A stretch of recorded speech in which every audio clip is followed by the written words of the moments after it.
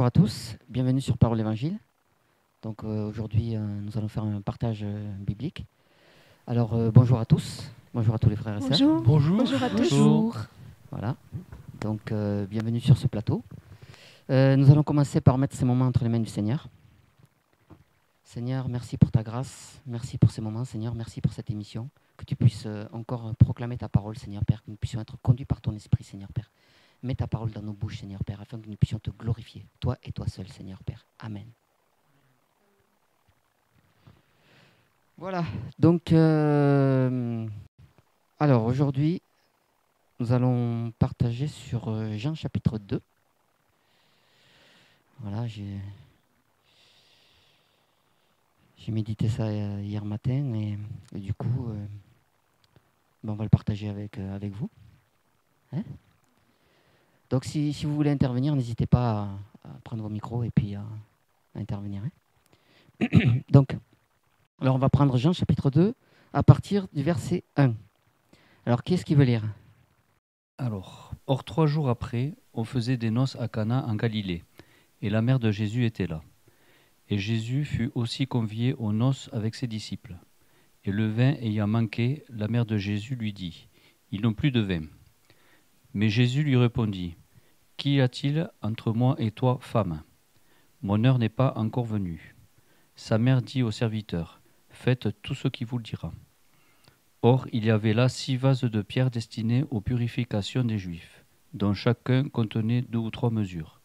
Et Jésus leur dit, « Remplissez d'eau ces vases, et ils les remplirent jusqu'en haut. » Puis il leur dit, « Puisez-en maintenant et apportez-en au maître d'autel. » Et ils lui en apportèrent. Quand le maître d'autel eut goûté l'eau qui avait été changée en vin, or il ne savait pas d'où cela venait, mais les serviteurs qui avaient puisé l'eau le savaient bien. Il s'adressa à l'époux. Il lui dit, « Tout homme sert d'abord le bon vin, et ensuite le moins bon, après qu'on s'est enivré, mais toi tu as gardé le bon vin jusqu'à maintenant. » Jésus fit ce premier miracle à Cana en Galilée, et il manifesta sa gloire, et ses disciples crurent en lui. Après cela, il descendit à Capharnaüm avec sa mère et ses frères, et ses disciples, mais ils y demeurèrent peu de jours. Voilà, merci. Tu peux t'arrêter là. Donc là, les fameuses noces de Cana. Donc c'est vrai qu'on connaît tous ce passage. Et donc il y a beaucoup de choses que le Seigneur présente dans ce passage. Mais moi, ce qui m'intéresse, particulièrement aujourd'hui du moins, c'est à partir du verset 5. Donc, sa mère dit au serviteur, « Faites tout ce qu'il vous dira. » Or, il y avait là 6 vases de pierre destinés aux purifications des Juifs, contenant chacun 2 ou 3 mesures. Voilà, les vases. J'aimerais parler des vases aujourd'hui. Et donc, on va prendre Jérémie chapitre 18. On va parler de ces vases, de ce qu'il y a avec. Alors, à partir du verset 1er, Jérémie 18, à partir du verset 1er. Donc, quelqu'un veut lire? Tu veux lire, Lucia? Alors, la parole de Yahweh qui vint à Jérémie en disant, « Lève-toi et descends dans la maison d'un potier. Là, je te ferai entendre mes paroles. » Je descendis donc dans la maison d'un potier, et voici, il faisait son ouvrage assis sur sa selle. Et le vase qui faisait avec l'argile qu'il tenait dans sa main fut détruit, et on fit encore un autre vase, comme il lui sembla bon de le faire. Alors la parole de Yahweh vint à moi en disant, « Maison d'Israël, ne puis-je pas agir envers vous comme ce potier? Dit Yahweh, voici comme l'argile est dans la main d'un potier, ainsi vous êtes dans ma main, maison d'Israël. » Tu peux t'arrêter là, merci. Oui. Voilà. Donc, on voit que ces vases-là, en fait, c'est nous. Nous sommes ces vases que l'on voit dans les noces de Cana. On va y revenir tout à l'heure. Et du coup, on voit que le Seigneur, là, Yahweh dit, le vase, alors on va reprendre un petit peu avant, au verset 4, « Et le vase qu'il faisait avec l'argile qu'il tenait dans sa main fut détruit. Et il en fit encore un autre vase, comme il lui sembla bon de le faire. » Donc en fait, c'est exactement ce que le Seigneur fait avec nous. Parce que dans les noces de Cana, là, dans ce passage des vases, avec l'eau changeant en vin, ben en fait, c'est aussi un symbole de notre marche chrétienne, en fait, de notre identité en Christ. On va le voir tout à l'heure. Et on voit que, aux yeux de Dieu, nous sommes considérés comme des vases d'argile que le Seigneur va détruire et refaire. Parce que quand nous venons à Christ, en fait, nous avons tout un passif de ce monde. Un passif dans le péché, un passif dans notre culture, dans notre mentalité, etc. Et le Seigneur, ce n'est pas avec cette matière-là qu'il veut travailler. Il veut faire de nous de nouveaux vases. Voilà. Parce que nous sommes le temple du Saint-Esprit. Ce vase, c'est le temple du Saint-Esprit. Voilà. Nous sommes le tabernacle du Saint-Esprit aujourd'hui. Et on va en parler tout à l'heure. Et on voit que pour que le Seigneur puisse faire un nouveau vase, il faut d'abord détruire le premier. C'est pour cela que nous souffrons. C'est pour cela que c'est dur, la vie chrétienne. C'est parce que c'est le passage obligé pour pouvoir devenir de vrais enfants de Dieu. Parce qu'on veut la grâce de Dieu, mais on ne veut pas la croix. On ne veut pas payer le prix, on ne veut pas la souffrance qui va avec. Et ça, ce n'est pas normal. Il faut qu'on revoie notre mentalité, qu'on se dise en fait, je suis un vase d'argile qui a été rempli de tout un tas d'immondices. Ben maintenant, il faut que ce vase-là soit explosé par le Seigneur et que le Seigneur en refasse un autre vase. Mais cette fois à sa gloire. On va prendre notre passage. On va prendre 1 Corinthiens 3, verset 16. Déjà. Ne savez-vous pas que vous êtes le temple de Dieu et que l'Esprit de Dieu habite en vous? Si quelqu'un détruit le temple de Dieu, Dieu le détruira, car le temple de Dieu est saint et vous êtes ce temple. Donc, nous sommes ces vases nouveaux qui contenons le Saint-Esprit, en fait. Voilà. Donc, c'est pour ça que dans ces noces de Cana, on va revenir aux noces de Cana. Alors, c'est vrai qu'on bouge beaucoup. Aujourd'hui, on se laisse conduire, c'est comme ça. Voilà. Et par rapport à ces vases, Paul nous dit qu'il y a des vases d'un usage vil et d'autres qui sont d'un usage des vases d'honneur. Voilà. Donc il y a des personnes, vous pourrez faire tout ce que vous voulez, elles resteront des vases vils parce qu'elles ne voudront pas changer, elles ne voudront pas de l'œuvre de la croix dans leur cœur, tout simplement. Donc ce sont des personnes qui, déjà, dès la fondation du monde, dès la création de leur âme, en fait, quand Dieu a créé les âmes bien avant la fondation du monde, elles avaient déjà choisi de ne pas suivre Jésus. Donc ce sont des vases d'usage vil. Ce sont des vases que vous ne pouvez pas remplir d'une bonne eau parce que justement, ils ne pourront pas changer. Ils ne pourront pas devenir des vases d'honneur. Voilà. Vous pouvez faire ce que vous voulez, vous pouvez avoir tous les discours que vous voulez, ils ne changeront pas. Et combien de fois on a vu ça? Alors il y a aussi des gens qui sont des vases d'honneur en devenir. C'est-à-dire qu'il y a un processus. Tout le monde ne grandit pas de la même manière dans la marche chrétienne. Et ça, c'est quelque chose qu'on a tendance à oublier. Des fois, on a envie de donner du steak à des gens qui en sont encore au lait. Et du coup, on va les tuer, quoi. Donc en fait, non, Dieu est un Dieu d'ordre, donc il fait les choses dans l'ordre. Et il y a des gens qui avancent très vite. Il y a des gens qui avancent très lentement. En fait, il faut se mettre à la portée de tous, en fait. Voilà. Même vis-à-vis de ceux du dehors, parce que Paul disait, conduisez-vous avec sagesse envers ceux du dehors.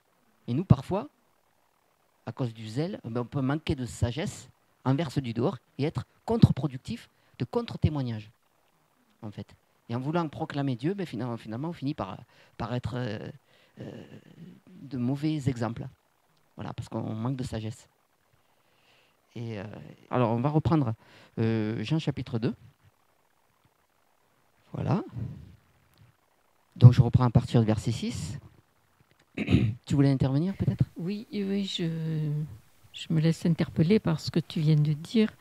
Et c'est vrai que pour éviter de perdre du temps justement avec des personnes qui ne seraient pas destinées finalement à vouloir grandir avec le Seigneur, c'est bon de demander l'état des cœurs. C'est vrai, parce qu'on arrive dans un temps où c'est vrai qu'on n'a pas de temps à perdre. Oui, exactement. Hein, parce que le Seigneur revient. Et c'est vrai que s'il y a des personnes qui ne veulent pas progresser avec le Seigneur, eh ben, il faut qu'elles elles continuent leur chemin. Et nous, il ne faut pas qu'on perde de temps non plus. C'est vrai. Tout à fait, parce que le salut est personnel. Le salut est personnel et donc, on arrive dans ce temps-là. Quoi. Voilà. Chacun doit porter sa croix. Mm. Moi, je ne peux pas porter la croix de mon voisin. C'est pas possible. Alors, quand il y a un passage qui dit que porter la croix les uns les autres, en fait, ça veut dire soutenez-vous. Mais parce qu'on a le même esprit, parce qu'on a la même vision. Voilà. Mais par contre, si on n'a pas la même vision, moi, je ne peux pas te soutenir. C'est pas possible. Parce que tu vas m'entraîner vers le fond, avec toi. Donc ça, c'est pas possible. La marche avec Jésus, elle est personnelle. Ce vase que Dieu refait, il est personnel. C'est mon vase. C'est pas le tien, c'est le mien. Donc, je dois veiller sur mon apprentissage, voilà, exactement. Donc, on doit grandir en Christ, tout simplement. Alors, il y a des vases parfois qui sont trop cuits. Voilà, il y en a qui sont pas assez cuits au four. Donc, ceux qui sont trop cuits, c'est qu'ils n'ont pas supporté toutes les épreuves. Donc, ils ont abandonné en cours. Ceux qui ne sont pas assez cuits, ce sont ceux qui n'ont pas voulu finalement de la croix. Voilà. Ils n'ont pas voulu souffrir. Donc, du coup, c'est pas arrivé à terme. Et ça a donné un vase tout... Vous avez déjà vu un vase sur le tour? Il est complètement tordu. Et c'est qu'à la fin qu'il prend une bonne forme. Voilà. En fait, si vous le mettez à cuire comme ça et qu'il n'est pas encore bien formé, il va garder une forme un peu tordue, quoi. De toute façon, c'est toujours à partir de l'argile que le Seigneur fait un nouveau vase. Tant qu'on a des corps, tant qu'on est dans ces corps, c'est quand même à partir de l'argile. Oui, mais bien sûr, parce que nous sommes tirés de la terre. Voilà, nous sommes tirés de la poussière. Donc, l'argile vient d'où? De la terre, de la poussière. Nous sommes amassés comme ça, construits par les mains du Seigneur. Par les mains du Seigneur. Voilà. C'est le Seigneur qui nous construit. C'est pas n'importe qui. C'est pas les BTP de je sais pas où là. C'est le Seigneur de gloire, c'est le Dieu d'éternité qui nous crée dans sa main. D'ailleurs, il le dit, il tient le monde entier dans sa main. Voilà. Mais donc, pour faire ce vase nouveau, on a besoin de la conversion véritable. Voilà. C'est là qu'il peut vraiment nous bâtir un vase nouveau. Voilà. Mais justement, on va en parler. Là, on arrive là dans Jean chapitre 2, au verset 6. Donc je reprends un petit peu parce que tout à l'heure on l'avait lu, mais là on le reprend. Or, il y avait là 6 vases de pierre destinés aux purifications des Juifs, contenant chacun 2 ou 3 mesures. Et Jésus leur dit, remplissez d'eau ces vases, et ils les remplirent jusqu'en haut. Voilà. Donc, le vase a besoin d'être rempli. Mais de quoi? D'eau. Mais cette eau, c'est quoi? Et cette eau, elle vient d'où? Donc, on va prendre un autre passage dans Apocalypse.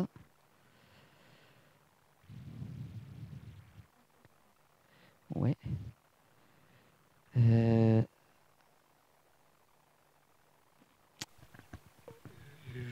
peux... Excusez-moi. Oui, vas-y. J'ai une question à poser. Oui. Je suis intrigué un peu. Oui. Or, il y avait là 6 vases de pierre destinés aux purifications des Juifs, contenant chacun 2 ou 3 mesures. Oui. C'est des mesures de quoi?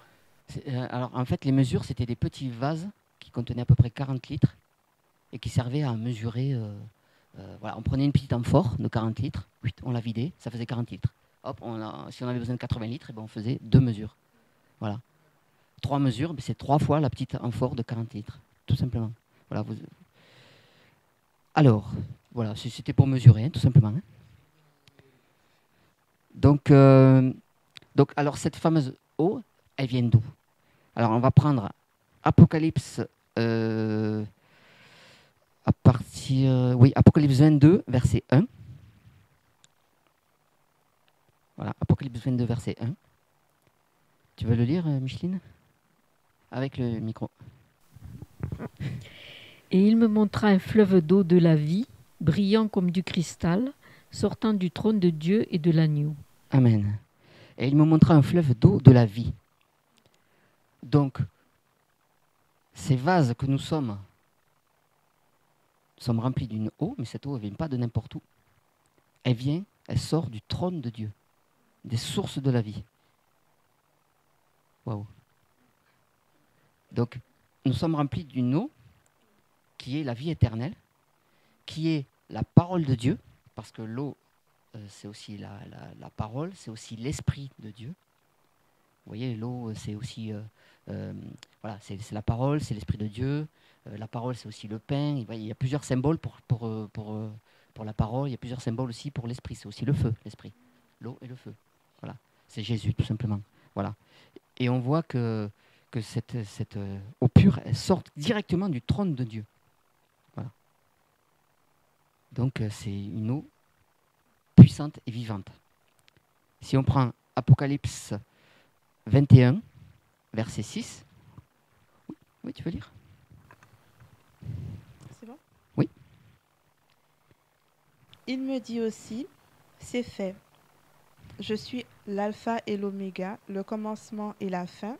À celui qui a soif, je lui donnerai de la source d'eau vive gratuitement. Amen. Voilà. Alors, à celui qui a soif. Donc, il faut déjà avoir soif pour recevoir l'eau du Seigneur. Et c'est le Seigneur lui-même qui la donne. Donc, si tu n'as pas soif, ce vase que tu es ne pourra pas être rempli. C'est pour ça qu'il y a des vases à moitié remplis. Il y a des vases, ils sont remplis à un quart, à moitié. Parce qu'en fait, ils ne veulent pas finalement grandir en Christ. Ils ne veulent pas se nourrir de la parole de Dieu. Ils ne veulent pas marcher par l'esprit. Parce qu'on a vu que l'esprit, c'était que l'eau, c'était à la fois la parole et l'esprit. Donc, ils ne veulent pas marcher par l'esprit. Ils ne veulent pas se nourrir de la parole de Dieu. Donc, du coup, ce sont des vases à moitié finis, à moitié remplis, qui donc ne peuvent pas progresser. Et une fois de plus, certains mettent du temps à se remplir, et d'autres, c'est plus rapide. Mais ça ne dépend pas de nous. On ne peut pas juger. Ça, c'est la personne. Il y a des tortues, il y a des lièvres. Et voilà, c'est comme la nature même nous enseigne. Hein. D'où l'importance de la relation avec le Seigneur qui nous permet d'être remplis chaque jour. Exactement. Si on n'a pas cette relation personnelle avec lui, on ne peut pas être bien rempli. Exactement. Donc, et c'est un processus après, hein. Le Seigneur nous façonne. C'est ça, c'est ça. Et c'est important d'être vraiment, de s'accrocher à lui et d'être dans cette relation profonde avec le Seigneur. Parce que moi, voilà, une fois que le vase est rempli, c'est là qu'on devient un vase d'honneur. Quand il déborde. Tout à fait, c'est ça. Il faut que la coupe déborde. Il faut que la coupe déborde pour qu'on soit honoré, qu'on puisse honorer le Seigneur afin de pouvoir le servir en toute occasion quand c'est lui qui le décidera. Efficacement, tout à fait. Et tu as raison, c'est l'intimité qui va faire la différence. Vous verrez la différence entre ceux qui servent Christ et ceux qui ne le servent pas. La différence, elle se fait dans l'intimité, elle se fait dans la discipline. Voilà, tout simplement. Maintenant, une fois de plus, il y en a qui vont grandir plus rapidement, d'autres plus lentement. C'est normal. On ne peut pas cataloguer les gens. Et voilà, il y a des gens, mais ils vont mettre plus de temps à comprendre ce que nous, on a compris rapidement. Et voilà, ça fait partie de la marche chrétienne. Voilà. Donc c'est pour ça que ces noces de Cana, bien sûr, il y a d'autres aspects des noces de Cana, mais c'est vraiment celui-là qui m'a interpellé ce matin, ou hier matin, je ne sais plus. Et du coup, voilà, c'est ce que je voulais partager. Bon, on va continuer. Tu voulais... C'est parti, pardon. Ouais, mais vas-y, au contraire. Hein. Ah, tu veux dire que tu t'en souviens plus? Ah, mince. D'accord. Oui, je croyais que... J'avais une question, c'est-à-dire que le vase, quand la coupe elle déborde, c'est vrai que ça veut dire c'est l'intimité avec le Seigneur, elle est pleinement... c'est comment dire? Quand le vase il est rempli... Alors attends, tiens bien ton micro, voilà. Quand le vase il est rempli, c'est le Saint-Esprit qui englobe cette personne. Je veux dire. En fait, le Saint-Esprit est à l'intérieur de nous, puisque nous sommes le temple du Saint-Esprit. Donc ce vase, c'est le temple du Saint-Esprit que nous sommes. Non, en fait, c'est pas ce que je voulais dire. Oui. Je me suis trompée. Ah. Non, je voulais dire, en fait, pour que ce vase-là soit rempli, il faut que cette personne accepte d'être...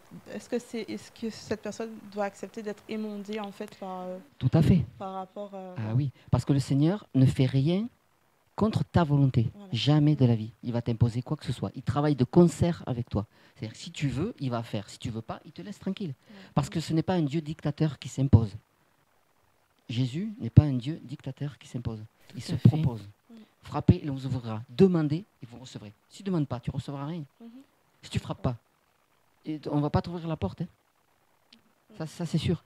Donc, c'est à nous à faire cette épreuve, à se discipliner. Et puis, en fait, plus ton intimité va augmenter et plus tu auras envie d'aller vers ce Dieu-là, par amour pour lui, parce que tu vas mieux le connaître. Bon, plus tu le connais et plus tu vas l'aimer, c'est normal.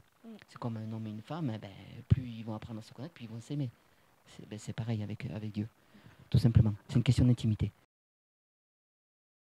Oui, en fait, plus notre intimité grandit et plus notre cœur est disposé, en fait, vis-à-vis du Seigneur et même pour être plus, je dirais, disposé et disponible. En fait, je me rends compte que c'est ça. Parce que le Seigneur, dans le processus de marche avec lui, eh bien, il nous dépouille de tout ce qui pouvait nous retenir plutôt dans la chair que d'être conduit par l'Esprit. Alors, au fur et à mesure, on s'aperçoit que toutes ces petites chaînes qu'on avait, le Seigneur les fait sauter et on devient de plus en plus disponible. C'est-à-dire au moment où le Seigneur peut nous appeler à faire quelque chose, on a cette disposition de cœur déjà prête, quoi. Et si ton temps le permet, parce qu'il peut y avoir le travail, il peut y avoir plein de choses qui peuvent nous retenir, mais ça ne dépend pas forcément de nous, tu vois, ce n'est pas de la chair, ça vient du contexte dans lequel on vit. Et là, on s'aperçoit que ça se fait spontanément. Il n'y a pas de chaîne qui nous retient. C'est la liberté, en fait. Là où est l'Esprit de Dieu, là est la liberté. Mais c'est ça, je pense qu'on le vit. On le vit de plus en plus après. Tout à fait. Et on va le voir après. Tu voulais rajouter quelque chose ? Rajouter par rapport à ce que Michel dit, que c'est l'esprit en fait qui remplit, c'est notre esprit qui domine la chair. Donc c'est plus la chair qui réagit, mais c'est l'esprit qui conduit.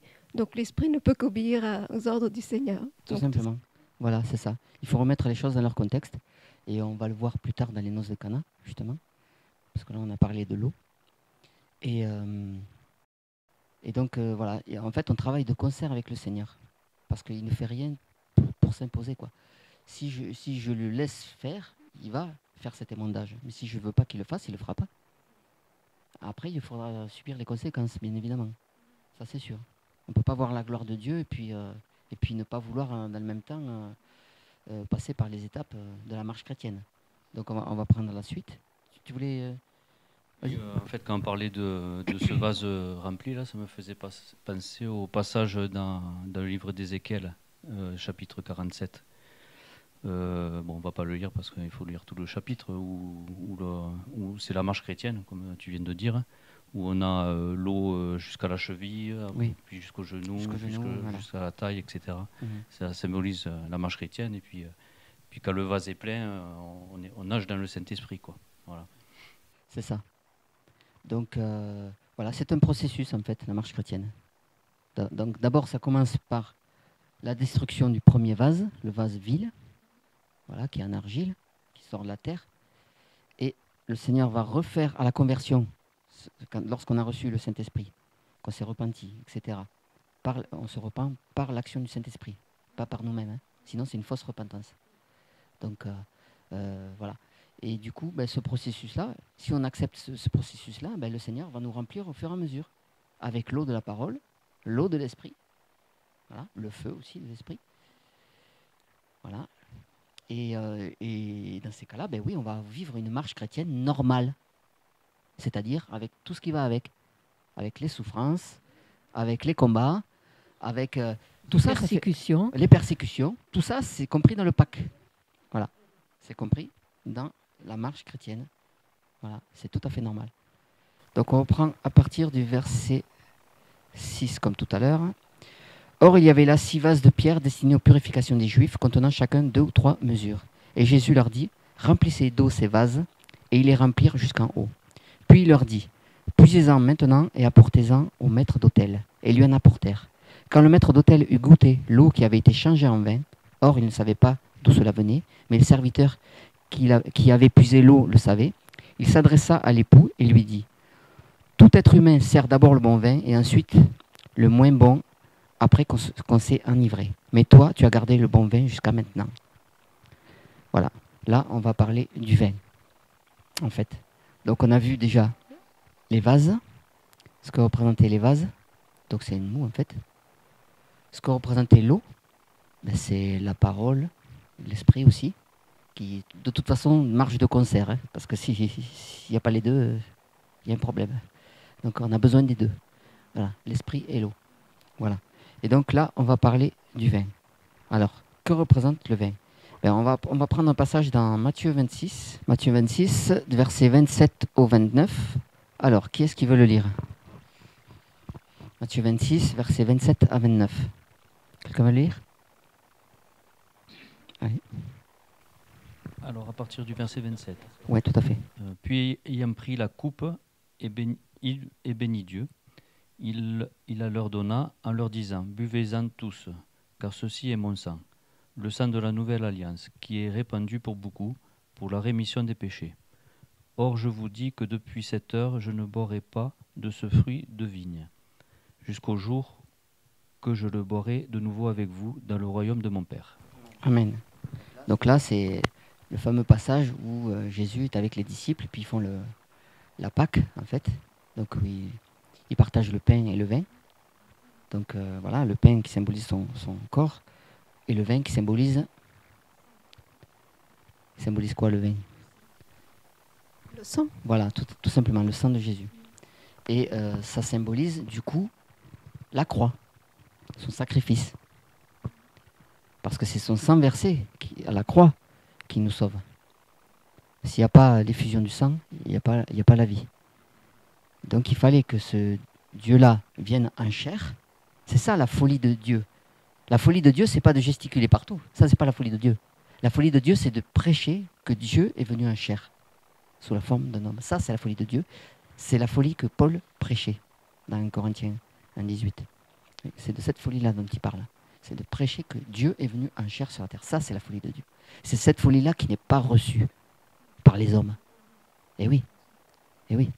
Ça, c'est une folie aux yeux des hommes. Dire, mais attends, un Dieu qui descend de son trône, qui vient sur la terre sous la forme d'un homme, et qui en même temps, il est sur la terre et en même temps, il est dans les cieux. Et ça, on ne comprend pas. Mais oui, mais il est Dieu. Donc, il peut être là-haut, et il peut être en bas, il peut être partout à la fois, il est Dieu. Il est omniprésent. Voilà, il est omniprésent, omnipotent, il peut tout. Omniscient, il connaît tout.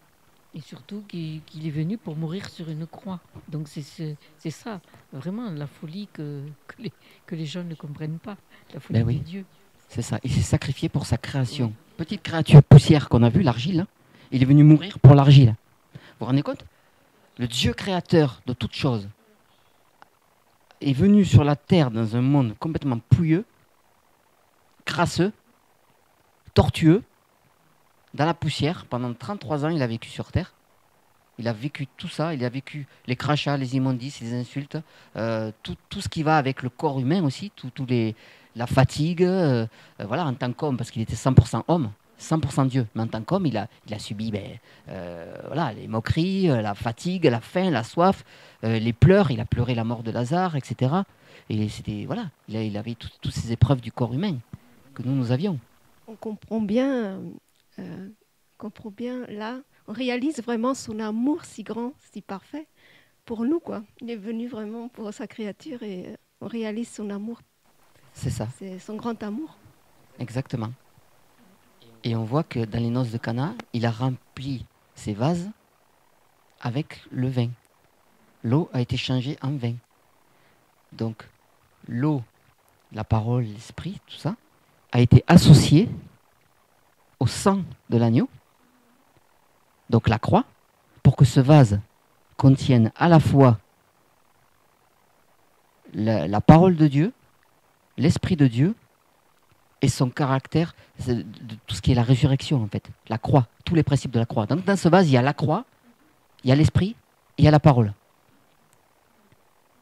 Maintenant, si dans ce vase, il n'y a pas le vin, ce vase ne pourra pas aller à terme, parce qu'il manquera un élément. La croix. La croix, c'est elle qui nous amène à la résurrection, c'est elle qui nous amène à la vie éternelle. Oui, je comprends pourquoi on dit que c'est le sang de Jésus maintenant qui coule dans nos veines, en Ben oui. quelque sorte. C'est le sang spirituel, quoi. Tout à fait. C'est- Et donc ces noces de Cana, c'est vrai que bon, on le prêche souvent sur un autre aspect, mais là c'est cet aspect moi qui m'a interpellé. Et le Seigneur me faisait comprendre qu'en fait, il a fait une représentation là aussi dans les noces de Cana, ben, de ce que nous étions. Ces vases, c'est nous. Et les noces, ça se passe à des noces. Donc ces vases, ils sont associés aux noces. D'accord ? De toute façon, on va faire une émission là sur l'enlèvement de l'Église. On a prévu ça. On va faire une émission spéciale sur l'enlèvement de l'Église. On va voir de A à Z, enfin, ce qu'on pourra à notre niveau, bien sûr. Hein. On va partager ce qu'est l'enlèvement de l'Église, ce que sont les noces de l'agneau, etc. On verra ça voilà, dans une prochaine émission. Et donc voilà. Alors, qu'est-ce que vous vouliez rajouter par rapport à tout ça maintenant ? Moi, par rapport au verset 28, là, ça m'interpelle aussi. Car ceci est mon sang, celui de la nouvelle alliance, qui est répandu pour beaucoup pour le pardon des péchés. Donc on comprend que sans le pardon des péchés, donc qui a été obtenu par le sang de Jésus, le Seigneur ne peut pas faire de nous des hommes nouveaux. Voilà. Il faut que vraiment on ait reçu ce pardon, qu'on l'ait accepté, qu'on ait accepté l'œuvre de la croix pour que le Seigneur puisse faire de nous des vases d'honneur, des vases nouveaux. Exactement. Ça me fait penser dans un passage dans Matthieu, on parle des outres neuves et des vieilles outres. Et justement, j'étais en train de le prendre là. Donc ça tombe bien. Donc on va le prendre dans Matthieu 9, verset 17. Mais c'est tout à fait ça. Donc Matthieu 9, verset 17. Tu veux le lire, Lucien, justement ? Alors, on ne met pas non plus du vin nouveau dans les vieilles outres, autrement les outres se rompent, et le vin se répand, et les outres sont perdues. Mais on met le vin nouveau dans des outres neuves, et l'un et l'autre se conservent. Amen. Et c'est ce que disait... Amen. Voilà. Donc on ne met pas du vin nouveau dans de vieilles outres. Donc il faut d'abord casser le vase, en refaire un neuf, bien cuit, ni pas assez, ni trop. Il faut qu'il soit bien cuit, à la bonne température. Et s'il est à la bonne température, il va être capable de recevoir de l'eau, transformée en vin, nous amenant à la vie éternelle. Et ce vase va pouvoir déborder et rejaillir sur les autres. Et oui, pour qu'on puisse rejaillir, pour que cette eau pure puisse rejaillir sur les autres, il faut que le vase soit rempli. Si le vase n'est pas rempli, c'est le témoignage. Donc le témoignage ne peut être efficace que si le vase est rempli. Sinon, on a un demi-témoignage. C'est pour ça qu'il faut d'abord développer sa relation personnelle avec le Seigneur, se discipliner pour pouvoir méditer la parole, pour pouvoir prier. Alors, la Bible dit dans Ecclésiaste qu'il y a un temps pour chaque chose. Donc moi, je suis pas, je dis pas, il faut lire la Bible 24 heures sur 24. Non, il y a un temps pour chaque chose. Il faut être équilibré. Dieu est un Dieu de temps. Voilà, il y a un temps pour chaque chose. Mais, par contre, notre esprit est connecté 100% à Dieu tout le temps. Quand je suis au travail, je suis connecté à Dieu. Quand je suis dans la voiture, je suis connecté à Dieu. Il n'y a pas un seul moment où on ne passe pas à Dieu, finalement. Même dans nos actions, c'est vrai. N'oubliez pas vos micros si vous voulez parler. Oui, c'est vrai. Quand on est connecté, on s'aperçoit que finalement, on pense toujours au Seigneur. Dans tout ce qu'on fait, le Seigneur est présent. Ça... Voilà. Mais c'est ça que Dieu attend. Il n'attend pas forcément que tu passes 6 heures à prier en langue ou je ne sais pas quoi, ou à lire la parole. Mais Dieu regarde au cœur. Il veut un cœur sincère qui va vraiment le chercher. Et de là va découler la méditation de la parole et la prière. Mais si tu commences par la prière, la méditation, la parole, tu vas être religieux, parce qu'il n'y aura pas de connexion entre le ciel et la terre, entre toi et le Seigneur, et ce sera de la religiosité. Voilà pourquoi il y a des gens qui prient plus que nous, ils sont complètement religieux, ils n'ont rien dans leur vie, et il n'y a rien qui se passe, parce qu'ils n'ont pas ce cœur disposé. Tu veux intervenir, Samantha ? Oui, je voudrais dire aussi, je ne sais pas si ça vous arrive, mais quand vous vous levez le matin, il y a déjà les louanges dans la tête. Exactement. Et toute la journée, en fait, on se rend compte que on a loué le Seigneur, on a parlé avec le Seigneur, même si on n'a pas parlé avec la bouche ouverte ou voilà, avec les mots qui sortent, mais au fond de nous, dans notre cœur, on a parlé avec le Seigneur, on a eu ce petit moment-là avec le Seigneur et ça fait du bien en fait. Mais oui, C'est- mais le Seigneur va revenir chercher des cœurs. Il va pas revenir chercher des pierres. C'est des cœurs qu'il va Ce rechercher. sont des vies connectées à lui, Voilà. en fait. On est connectés. C'est pour ça que ces louanges, elles arrivent spontanément dans nos cœurs. C'est l'esprit, en fait, qui nous fait louer. Voilà. Voilà. Je crois que Exactement. c'est Et le Seigneur, l'esprit. de cette manière, quand on est vraiment connecté, le Seigneur nous aide, mais tout en permanence. Moi, là, il y a quelques jours, là, j'ai galéré total sur un site internet, là, parce que je fais un site internet, et je ne savais pas du tout comment faire. J'ai dit, Seigneur, là, moi, je ne suis pas intelligent. Il n'y a que toi qui sais. Et le Seigneur m'a montré tout ce qu'il fallait faire, mais alors de A à Z. J'ai passé des heures, certes, parce que j'avais eu un bug informatique, bref, devais tout refaire. Et en fait, le Seigneur m'a tout montré, la stratégie d'attaque, il faut aller là, il faut cliquer là, il faut faire ça. Waouh, j'ai dit, Seigneur, waouh, comment j'aurais pu faire moi tout seul? C'est impossible. Mais le Seigneur m'a tout montré. Et maintenant, le site, il est opérationnel. Tu vois? Et des trucs comme ça, mais tout le temps, dans tous les domaines, dans tous les sujets. Parce que c'est la connexion. Dieu revient chercher des gens connectés à lui-même. Il faut tout le temps s'attendre à lui, même dans les petites choses, en fait. Dans notre quotidien, il faut s'attendre à Jésus, parce qu'il marche avec nous. Donc, en toute chose, il faut lui faire confiance, ce qui dirige nos vies. Voilà. Donc, s'attendre à lui, même dans les petites choses. Amen. Il y a un verset qui remonte souvent dans mon cœur, c'est « Faites tout comme servant le Seigneur lui-même ». Et ça, c'est vrai que ça nous donne une application, je veux dire, respectueuse de tout ce qu'on fait, parce qu'on sait qu'on le fait, en même temps, on sert le Seigneur directement. Même après, si ça doit servir aux hommes, mais c'est d'abord le Seigneur. Parce que d'ailleurs, il y a le verset dans Matthieu qui dit tout ce que vous aurez fait au plus petit d'entre mes frères, je crois. On peut le prendre peut-être. Les enfants. Oui. Eh bien, c'est à moi que vous le faites. Voilà. Donc, c'est ça. Jean-Philippe? Oui, alors je voudrais revenir sur le dernier verset que Lucia a lu là. Donc, quand on n'est pas au Seigneur, en fait, on est des vieilles outres remplies de liquide sale, quoi. Et si on peut revenir sur Jean 2, donc le Seigneur, il nous dit ça à quel verset? Voilà, verset 7, Jésus leur dit remplissez d'eau ces vases. Ils les remplirent jusqu'en haut. Donc, en fait, le Seigneur, bon, on en a parlé tout à l'heure par rapport à la parole, au Saint-Esprit, etc. Et ensuite, c'est le Seigneur lui-même qui transforme l'eau en vin. Et on fabrique le vin avec quoi? Avec du raisin. Donc, le raisin représente le fruit. Donc tout simplement, c'est une image des fruits de l'esprit. Donc au fur et à mesure de notre marche chrétienne, le Seigneur nous remplit par son esprit, par sa parole, etc. Et c'est lui-même qui fait cette transformation en nous pour qu'on ait ces fruits de l'esprit. Sans les fruits de l'esprit, on peut pas. Voilà, on peut pas. C'est ce que le Seigneur désire, quoi, pour voir dans notre vie, qu'il y ait des fruits. Voilà. Amen, exactement. Il faut que ce fruit arrive à maturité. Parce que c'est vrai qu'un fruit qui n'est pas à maturité, c'est un fruit vert, qui n'est pas agréable en bouche, qui n'est pas et qui donc sera rejeté par le Seigneur. C'est pour ça que le Seigneur, il viendra rechercher des fruits matures. Donc des chrétiens matures en fait. Pas des chrétiens parfaits. Hein. On sera parfait que lorsqu'on aura revêtu notre corps glorieux. Mais par contre, il veut des gens qui sont engagés pour lui, et qui sont dans cette démarche de tendre vers la perfection.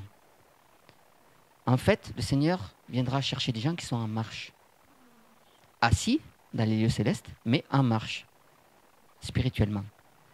Donc, du coup, c'est là où il ne faut pas flancher. Chacun a son rythme. Hein. Moi, je ne peux pas imposer mon rythme à mon voisin, parce que sinon, j'en ferai une doctrine et c'est pas bon. C'est pas biblique. Parce que mon voisin, c'est une tortue. Ben, c'est une tortue, voilà. Mais en tout cas, tant qu'il veut avancer, moi je l'aide. Le jour où il ne veut plus avancer, alors que je dis mon voisin, je ne parle pas de mon voisin physique, je parle d'une personne en général. Une personne qui met du temps à comprendre les choses, que nous on peut comprendre. Bon. Ben, si la personne a envie d'avancer avec le Seigneur, je dois l'encourager, je ne dois pas l'abandonner. Par contre, si elle ne veut pas progresser, elle ne veut pas changer, au bout d'un moment, ben, il faut s'en séparer. parce qu'elle peut me traîner moi vers le bas. Et c'est pas, voilà, on a dit, le salut il est personnel. Hein. Soit tu veux de Dieu, et si tu as du mal à avancer, ben, on peut t'aider, il n'y a pas de souci, le Seigneur va t'aider, parce qu'il voit ton cœur, il voit que tu as le désir de vouloir lui plaire, donc le Seigneur va agir pour toi, il n'y a aucun souci. Ça, c'est pas un problème. Il n'y a rien d'impossible à Dieu. Et rien n'est impossible à celui qui croit. Si tu crois et que tu es en galère, le Seigneur va t'aider. C'est biblique, c'est automatique. Voilà. Dieu, il est comme ça. Par contre, si toi, tu ne veux pas, si tu es rebelle à Dieu, il ne se passera rien du tout. Parce que Dieu n'exauce pas les rebelles. Il exauce ceux qui lui obéissent. On peut prendre un passage dans Jean 14. Voilà, à partir du verset 15. Quelqu'un veut le lire? À partir de Jean 14, verset 15.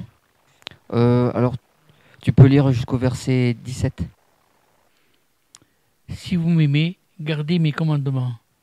Et moi je prierai le Père, et il vous donnera un autre défenseur, pour demeurer avec vous éternellement. L'esprit de vérité que le monde ne peut recevoir, parce qu'il ne le voit pas, et qu'il ne le connaît pas. Mais vous, vous le connaissez, car il demeure avec vous, et il sera en vous. Amen. Donc si vous m'aimez, gardez mes commandements. Donc on ne peut pas dire qu'on aime Dieu si on ne garde pas ses commandements. Donc c'est de la rébellion.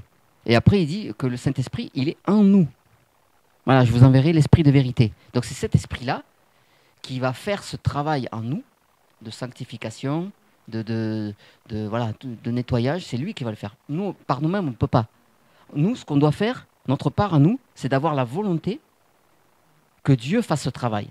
Et on se met en action. On se met en action, c'est-à-dire qu'on se discipline. Mais après, la sanctification doit être un fruit de l'esprit, pas un fruit de la chair. Parce que sinon, c'est une fausse sanctification, une sanctification religieuse, charnelle, qui produit la religiosité. Donc moi, si je prêche la sanctification à un païen, il va me dire, mais tu me dis quoi là? C'est un fruit de l'esprit. Je ne peux pas prêcher la sanctification à un païen, c'est pas possible. C'est la repentance et la croix qu'il faut prêcher aux païens. Et de là va découler ensuite la sanctification. Nous, on met la charrue avant les bœufs. Et après, on s'étonne qu'il n'y ait pas de fruits. La nouvelle naissance. Voilà, exactement. Voilà. On va prendre Jean 15, verset 1.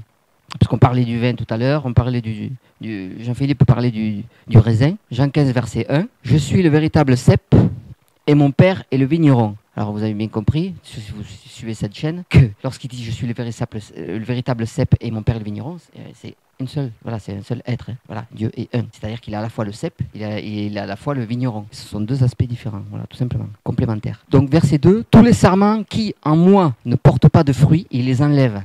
Et tous ceux qui portent du fruit, il les émonde afin qu'ils portent encore plus de fruits. Vous voulez intervenir? Oui, l'émondage est absolument nécessaire.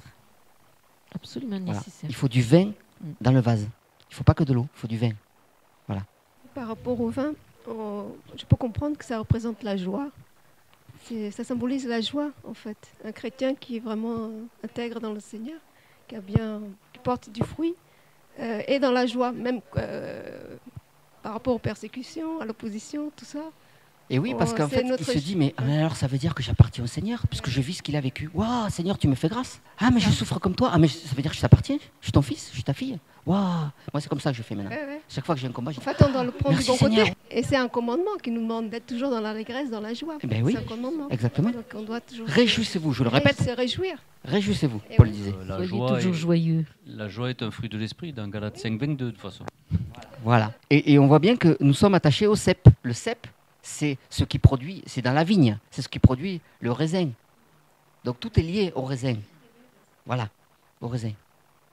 Tout est lié à la vigne. C'est 5 aussi là. Je suis le cep et vous en êtes les sarments. Celui qui demeure en moi et en qui je demeure porte beaucoup de fruits, car hors de moi, vous ne pouvez rien.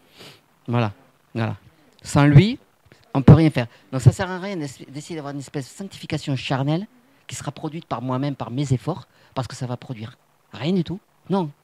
Moi, ma part, c'est de dire Seigneur, j'y arrive pas, je peux pas, parce que par moi-même, je ne peux rien. Tout n'est que grâce. Dieu est un Dieu de grâce. C'est pas un Dieu d'effort, c'est un Dieu de grâce. Une grâce, c'est une faveur imméritée. Donc je dois être dans la grâce de Dieu parce que Dieu est un Dieu de grâce. Donc moi, ma part, c'est de dire Seigneur, je ne peux pas. Aide-moi, fais ce travail à moi. Et qu'est-ce qu'il dit le Seigneur? au travers de son serviteur Paul, il dit, ben, c'est le Seigneur qui fera cela en vous. Si vous demeurez fidèle, bien sûr. Si vous avez envie qu'il le fasse. Si quelqu'un ne demeure pas en moi, il est jeté dehors comme le sarment, et il se dessèche. Et on le ramasse, on le jette au feu et il brûle. Amen. Ben voilà, c'est ce qui attend malheureusement tous ceux qui ne voudront pas de marcher dans les voies de Dieu, obéir à ses commandements, qui ne voudront pas des fruits de l'esprit, qui ne voudront pas être dans l'obéissance à Christ, qui ne voudront pas de la croix, qui ne voudront pas de ce vin-là. Il dit dans le verset 8, « Mon Père est glorifié en ceci, que vous portiez beaucoup de fruits, et vous deviendrez alors mes disciples. » Donc, pour devenir un vrai disciple, il faut vraiment porter les fruits. Oui. Pourquoi? Parce que le disciple sera comme son maître. Ouais, voilà, c'est ça. Un disciple, c'est quelqu'un qui est comme le maître. Ça veut dire ça, disciple. Ouais. Et d'ailleurs, Discipliné. discipliné. Tout à fait. Donc, Discipliné le et disciple se obéissant. discipline pour ressembler à son maître. Chrétien, ça vient de Christianos, qui veut dire comme Christ, ou petit Christ, à l'image de Christ. Mhm. Oui, et je pense à ces versets aussi où il dit faites tous vos efforts pour ajouter. Alors, ce n'est pas les mêmes efforts. Hein. On comprend que la sanctification, c'est le Seigneur qui le fait. Mais quand il dit faites vos efforts, c'est-à-dire c'est une disposition de cœur. Et c'est ça, en fait. C'est une disposition de cœur. Faites tous vos efforts à ajouter. C'est-à-dire qu'au fur et à mesure qu'on voit, on voit les progrès que le Seigneur nous permet de faire, eh bien, on a encore envie de plus lui ressembler. Il faut vraiment arriver à laisser le caractère de Christ se manifester. Exactement. Donc, c'est ça, c'est des efforts, mais qui sont en fait spirituels. Voilà, spirituels, c'est pas des efforts charnels dans ma chair où je dois forcer pour faire œuvrer. Si je dois forcer pour faire une œuvre de Dieu, c'est que Dieu n'est pas dans Ouais. l'affaire. Et puis reconnaître son état de faiblesse pour que le Seigneur puisse après agir Et oui, et lui laisser toute la place pour que lui après il fasse. exactement. Rappelez-vous ce pharisien qui était debout là, qui disait moi je paye ma dîme, Dieu merci, je ne suis pas comme ces publicains là. Et les publicains, il n'osait même pas regarder vers le ciel. Il disait Seigneur, moi je suis vraiment pourri, vraiment vire-moi, dégage-moi parce que moi je peux rien. Et c'est celui-là qui a été justifié. Parce que Dieu regarde au cœur. Il ne regarde pas au tralala, il ne regarde pas à tout ça. Non, c'est la disposition du cœur que Dieu regarde. Ou un cœur humble. Voilà, l'humilité. Cœur humble. L'humilité, c'est la base. Donc, reconnaître son état, c'est ça C'est l'humilité. ça, C'est pas forcément une attitude. On peut avoir une attitude d'humilité et être complètement orgueilleux dans son cœur. Dieu n'est pas dupe, Il voit tout. il voit tout. Dieu regarde au cœur. Donc il sait si tu es humble ou si tu es orgueilleux. Moïse disait de lui-même qu'il était l'homme le plus humble de la terre. Parce qu'il a écrit lui-même, sous l'inspiration de Dieu. Alors, on va dire qu'il est orgueilleux parce qu'il a dit qu'il était humble? Non. Il a dit la vérité parce que Dieu a dit qu'il était humble. Voilà. Il a dit la vérité, Il connaît selon toutes Dieu. les pensées. Voilà. Donc si Dieu dit t'es humble, ben t'es humble. Il a dit la vérité. Mais ouais. Mais si Dieu dit t'es orgueilleux, ben t'es orgueilleux, faut le reconnaître. Voilà. Alors, un mot de la fin peut-être? Eh bien, le mot de la fin, c'est que on doit vraiment être accroché au Seigneur, vraiment désirer de tout notre cœur que l'œuvre de la croix se fasse en nous, parce que c'est indispensable pour aller au ciel. Il faut que, quand le Seigneur viendra nous chercher, il faut qu'on ait porté du fruit, des fruits qui arrivent à maturité. C'est ce qu'il viendra chercher, un cœur, des fruits. Et Jésus revient bientôt, donc ne nous relâchons pas, cherchons vraiment le Seigneur de tout notre cœur, soyons disposés pour avoir une intimité encore de plus en plus intense avec lui, parce que Jésus revient, c'est le moment de nous réveiller si on n'est pas réveillé, et c'est le moment de nous affermir si on est déjà réveillé et qu'on puisse continuer encore avec lui. Voilà, que soyez bénis. Et Amen. Ben voilà, soyons des vases d'honneur. Tu voulais rajouter quelque chose? Non? Donc voilà, bon ben nous avons fini. Comme on disait, soyez des vases d'honneur. Voilà, pas des vases vils. Donc faut se laisser travailler par le Seigneur. Nous ne sommes pas parfaits. Nous faisons des erreurs. Mais c'est pas grave, on avance. Voilà, c'est comme ça qu'on grandit avec le Seigneur. Et au fur et à mesure, on va aller de gloire en gloire et de progrès en progrès. C'est ce que la Bible nous enseigne. Donc quand on est enfant, on ne devient pas adulte en 2 jours. Hein. Il faut du temps pour remplir ce vase-là. Donc laissons-nous remplir par le Seigneur, à la fois d'eau et de vin. Et comme ça, on pourra participer aux noces de l'agneau, qui sera encore meilleure que celle de Cana. Voilà. Donc, Je vais finir par un petit verset là. oui, vas-y. Je vous ai dit ces choses afin que ma joie... Dans Jean 15, verset 11. Oui. Je vous ai dit ces choses afin que ma joie demeure en vous et que votre joie soit parfaite. Amen. Voilà, amen. Amen, amen. Amen. Voilà, donc nous avons fini. Soyez encouragés, fortifiés. Voilà, continuons notre marche avec le Seigneur. Et puis à bientôt sur Parole d'Évangile.